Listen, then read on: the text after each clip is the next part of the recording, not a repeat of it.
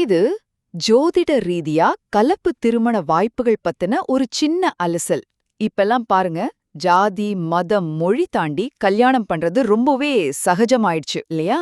முதல்ல சில கிரகங்களுக்கு இதுல முக்கிய பங்கு இருக்குன்னு சொல்றாங்க. குறிப்பா ராகு, கேது, அப்புறம் சனி.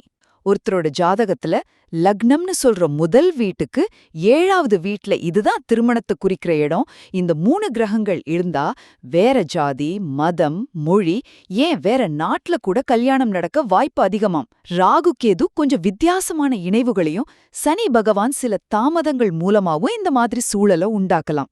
இரண்டாவதா, சில குறிப்பிட்ட லக்னத்துல பிறந்தவங்களுக்கு இயல்பாவே இந்த கலப்பு திருமண வாய்ப்பு கொஞ்சம் ஜாஸ்தியாம். முக்கியமா மேஷம், சிம்மம், தனுஷு லக்னக்காரங்களுக்கு ரொம்ப அதிகம்.